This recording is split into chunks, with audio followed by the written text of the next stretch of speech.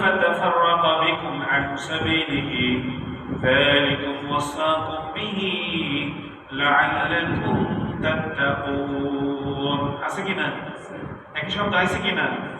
আল্লাহ তাআলা বলেন আর নিশ্চয় এইটা আমার সহজ সরল পথ সিরাতে মুস্তাকিম সুতরাং তোমরা তার অনুসরণ করো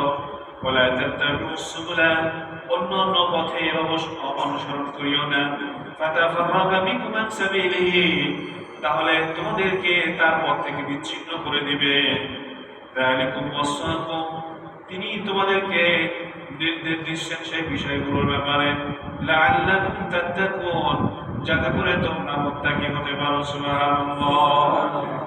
এখানে আল্লাহ তাআলা বলতেছেন যে এই যে আমার সিরাতে মুস্তাকিমের যে পথ সিরাতে মুস্তাকিম কি আমরা সূরা ফাতিহাতে পড়ি না ইহদিনাস সিরাতাল মুস্তাকিম আমাদেরকে সহজ সরল পথ দেখাও সিরাতাল লাযীনা আন'আমতা আলাইহিম এখানেই ব্যাখ্যা আছে সিরাতাল মুস্তাকিম কি তাদের পথ যাদেরকে তুমি অনুগ্রহ করেছো বাইরে মাগদুবি আলাইহিম ওয়ালাদ-দাল্লিন তাদের পথ নয় যারা অবিশুদ্ধ পথভ্রষ্ট এখানে নিয়ামত প্রাপ্তদের পথ আমরা আল্লাহর নিকট যাচ্ছি কারা কারা তারা হলেন পয়গম্বর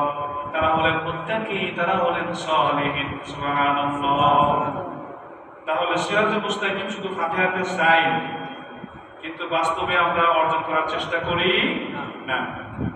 ভাইরা আমার তাহলে আল্লাহ বলতেছেন যে সিরাতে মুস্তাকিম তোমরা আমার যে সিরাতে মুস্তাকিম আছে তোমরা সেটা কি করো অনুসরণ করো অন্য পথের অনুসরণ করো না তাহলে তোমরা কি হয়ে যাবে তোমরা বিচ্ছিন্ন হয়ে যাবে। আজ মুসলমানদের মধ্যে বিভক্তির অন্যতম কারণ হলো এই অন্য পথ। আল্লাহ দেখেন সিরাতে মুস্তাকিম এখানে এক বছর ব্যবহার করেছেন কিন্তু যখন অন্য পথের কথা বলেছেন বিভ্রান্তমূলক বহু বছর ব্যবহার করেছেন। হাদিসে এসেছে রাসূল সাল্লাল্লাহু আলাইহি ওয়াসাল্লাম মাটিতে একটি রেখা টানলেন সোজা বড় করে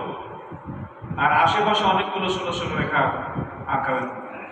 এরপরে বললেন যে এটাই হলো সিরাতে মুস্তাকিম মানে একটা উপমা নবীজি দিয়েছেন। সরল পথ কয়টি বলেন সরল পথ কয়টি আর বক্র পথ অনেক শয়তানের